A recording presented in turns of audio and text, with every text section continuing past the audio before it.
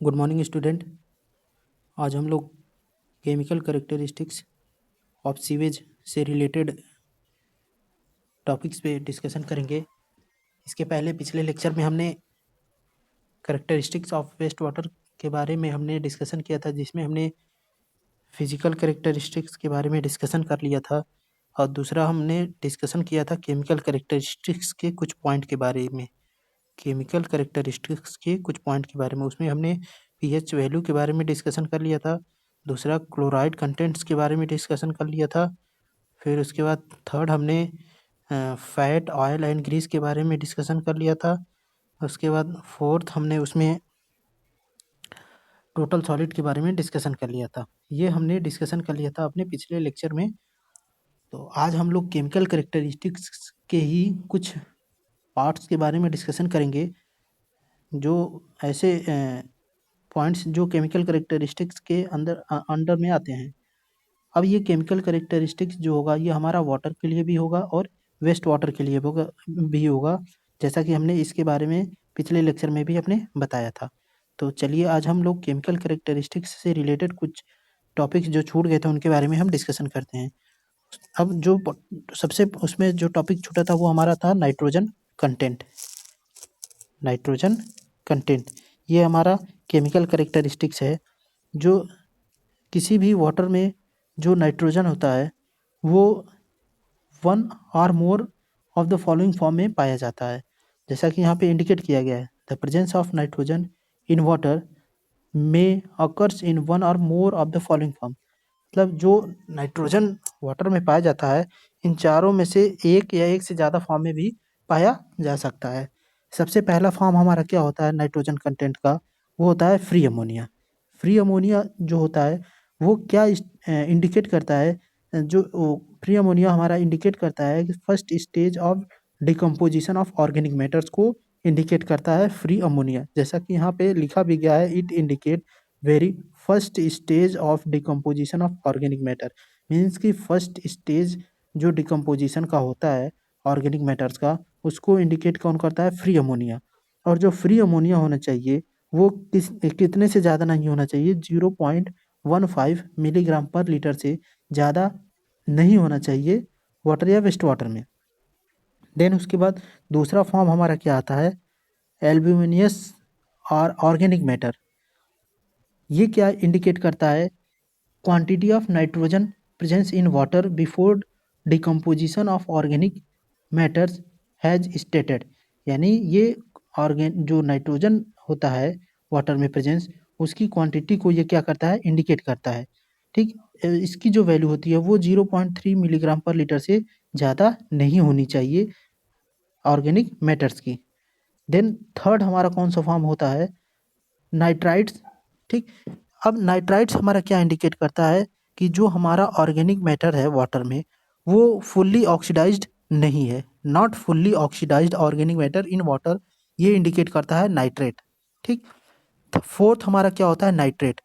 Nitrate जो होता है ये इंडिकेट करता है कि जो हमारा ऑर्गेनिक मैटर प्रेजेंस है वाटर या वेस्ट वाटर में वो क्या है, फुल्ली ऑक्सीडाइज्ड है।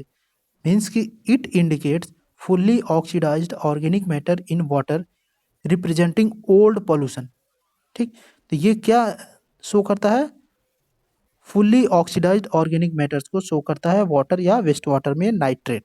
तो ये चार फॉर्म में किसी भी फॉर्म में ये चीज़ वाटर या एक भी फॉर्म में हो सकता है, एक से ज़्यादा भी फॉर्म में हो सकता है वाटर या वेस्ट वाटर में नाइट्रोजन के कंटेंट्स जो होते हैं।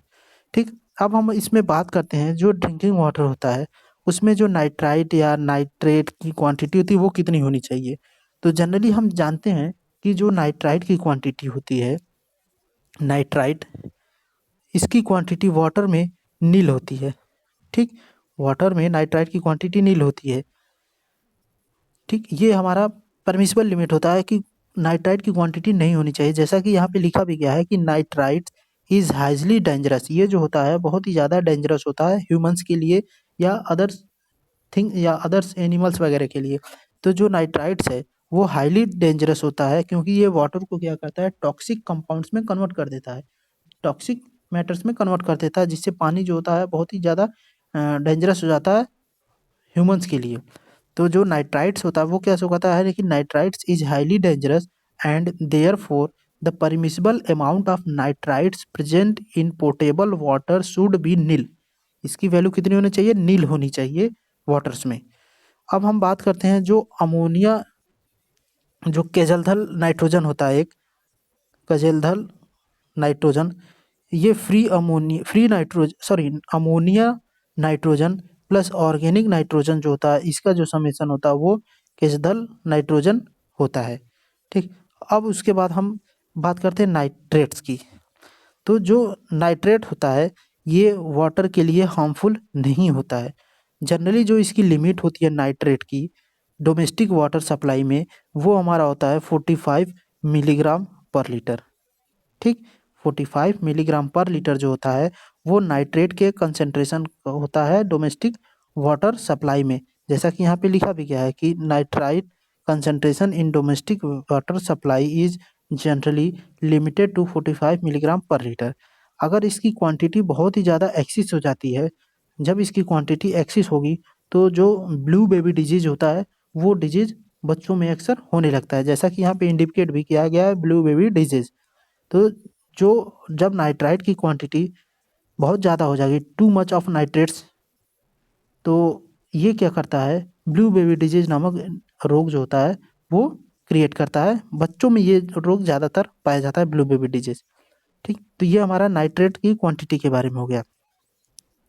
अब हम नेक्स्ट केमिकल कैरेक्टरिस्टिक्स के बारे में बात करते हैं, metals and other chemical substance. Metals में जैसे आयरन हो गया, जो आयरन की लिमिट होनी चाहिए वाटर में वो 0.3 ppm होनी चाहिए, इससे ज़्यादा नहीं होना चाहिए।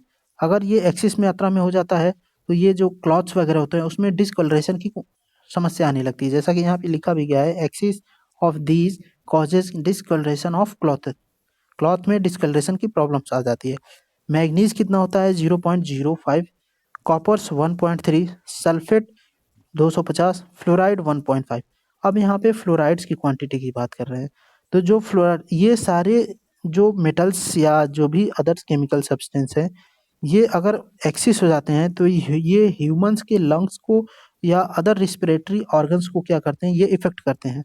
जैसा कि यहाँ इंडिकेट भी किया गया है कि axis affect human lungs and other respiratory organs. तो ये अदर ऑर्गन्स और ह्यूमन लंग्स को क्या करते हैं, इसकी क्वांटिटी इसकी क्वांटिटी अगर एक्सिस हो जाए तो ये ह्यूमंस के लंग्स और ऑर्गन्स को इफेक्ट करते हैं। अब हम फ्लोराइड्स की बात करते हैं। तो जो फ्लोराइड्स होता है, फ्लोराइड्स की क्वांटिटी कम या ज़्यादा होने पर क्या डिजीज हो सकते हैं? तो फ्लोराइड्स का जो कंसंट्रेशन होता है अगर वो 0.8 से लेकर के 1 ppm तक है तो इसके कारण डेंटल की कैविटी से प्रॉब्लम होती है, टूथ डिकेड होता है। अगर फ्लोराइड का कंसंट्रेशन 1.5 से ज़्यादा होता है, ये इतने से अगर कम होगा तो डेंटल्स की प्रॉब्लम होगी। ठीक, अगर 1.5 से ज़्यादा हो जाता है तो जो दांतों में पीलापन होता है वो प्रॉब्लम क्रिएट्स होने लगती है, यानी जो डिसकलरेशन ऑफ टिथ, ठीक है, जिसको फ्लोरिसिस हम भी बोलते हैं। तो यहाँ पे लिखा भी गया है कि if fluoride concentration is greater than 1.5 ppm causing spotting and discoloration of teeth। जो दांतों का कलर होता है वो चेंज होने लगता है अगर फ्लोराइड की क्वांटिटी 1.5 ppm से ज़्यादा होती है। तो अगर कम होगी 0.8 या 1 ppm से तो दांतों में कैविटी की प्रॉब्लम क्रिएट होती है। तो ये हमारा होता है metals and other chemical substance. अब नेक्स्ट हम बात करते हैं डिजॉल्व गैसेस की। अब जो डिजॉल्व गैसेज होता है, जनरली जो ऑक्सीजन होता है वो वाटर क्या करता है, ऑक्सीजन को एब्जॉर्ब कर लेता है वाटर, ठीक है, एटमॉस्फेयर से। अब उस एटमॉस्फेयर से जब ऑक्सीजन को डिजॉल्व करता है तो उसको जो उसमें ऑर्गेनिक मैटर्स होता है वाटर या वेस्ट वाटर में, उसको डिकम्पोज करने के लिए जो एरोबिक बैक्टीरिया होते हैं उस ऑक्सीजन का यूज करके उसमें से उसको वो डिकम्पोज करते रहते हैं।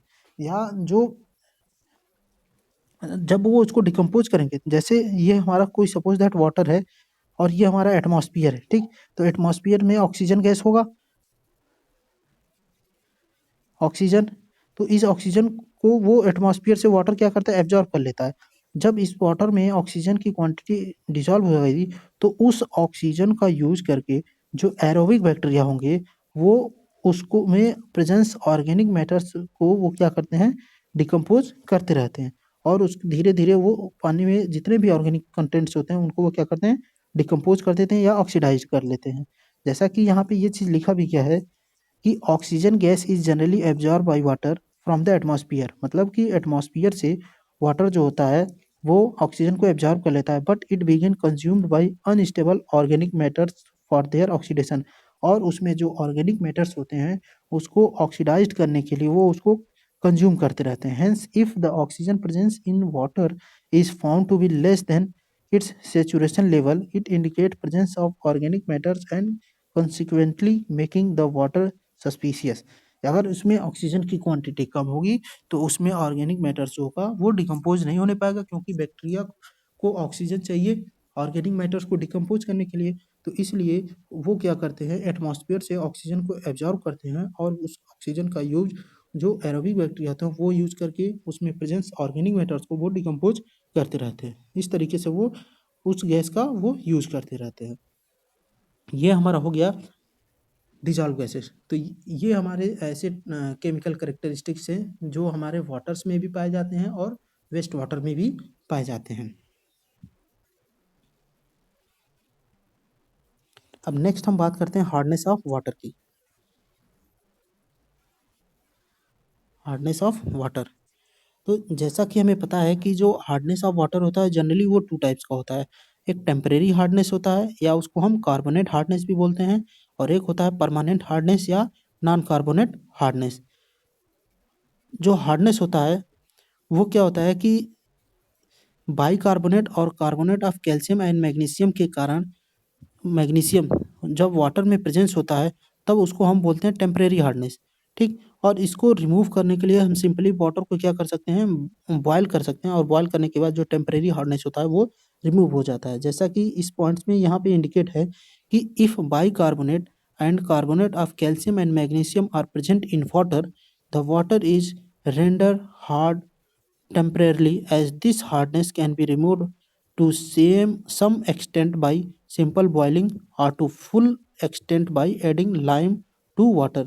या तो हम उसको बॉयल करके रिमूव कर सकते हैं या तो उसमें लाइम को ऐड करके वाटर से परमानेंट हार्डनेस को हम रिमूव कर सकते हैं। और ये किसके कारण होता है, बाइकार्बोनेट और carbonate of calcium and magnesium के कारण जो होता है वाटर में टेम्परेरी हार्डनेस आता है। अब हम बात करते हैं परमानेंट हार्डनेस की। तो परमानेंट हार्डनेस को हम क्या बोलते हैं, नॉन कार्बोनेट हार्डनेस भी बोलते हैं, और ये किसके कारण होता है, sulphate chloride and nitrate of calcium or magnesium are present in water, they cannot be removed at all by simple boiling, and therefore such water required special treatment for softening। मतलब कि जब वाटर में sulphate chloride and nitrate of calcium और magnesium water में presence होता है तब उसको हम इजीली रिमूव नहीं कर सकते हैं। सिंपली उसको बॉयल से हम रिमूव नहीं कर सकते हैं, इसके लिए स्पेशल ट्रीटमेंट की ज़रूरत होती है। परमानेंट हार्डनेस को रिमूव करने के लिए जियोलाइट मेथड का हम यूज करते हैं या आयन एक्सचेंज मेथड का यूज करके परमानेंट हार्डनेस को हम रिमूव करते हैं। ठीक, ये किसके कारण होता है, अभी हमने बताया कि sulphate chloride nitrates of calcium and magnesium के कारण परमानेंट हार्डनेस होता है। परमानेंट हार्डनेस के बाद अब हम बात करते हैं कि टोटल हार्डनेस को हमें कैलकुलेट करना हो तो हम कौन सा फार्मूला यूज करते हैं। टोटल हार्डनेस कैलकुलेट करने का फार्मूला हमारे यहाँ पे लिखा गया है कि calcium in milligram per litre into combined weight of calcium chloride divide combined weight of CaCO3 divided by combined weight of Ca2 plus magnesium milligram per litre में into combined weight of CaCO3 divided by combined weight of magnesium. अब यहाँ combined weight कितना होता है, Ca2 का +2 का 20, magnesium का 12 और CaCO3 का 15। तो इस फार्मूले से हम टोटल हार्डनेस कैलकुलेट कर सकते हैं किसी भी वाटर की। और इसको मेजर करने के लिए हम कौन सा मेथड यूज करते हैं, EDTA मेथड से हम हार्डनेस को मेजर करते हैं। हार्डनेस को मेजर करने के लिए EDTA मेथड का यूज किया जाता है। ठीक है, तो इससे हम क्या कर सकते हैं, हार्डनेस को मेजर कर सकते हैं। तो ये हमारा हार्डनेस भी क्या होता है, एक केमिकल करेक्टरिस्टिक्स होता है।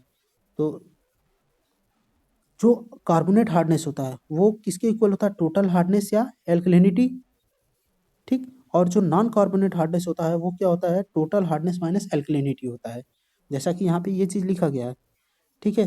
कार्बोनेट हार्डनेस और नॉन कार्बोनेट हार्डनेस।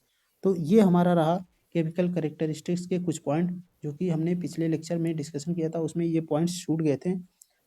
तो ये हमारे 3-4 और जो chemical characteristics of water and या वेस्ट वाटर हैं उस ये उनके बारे में कुछ पॉइंट्स हैं, ठीक।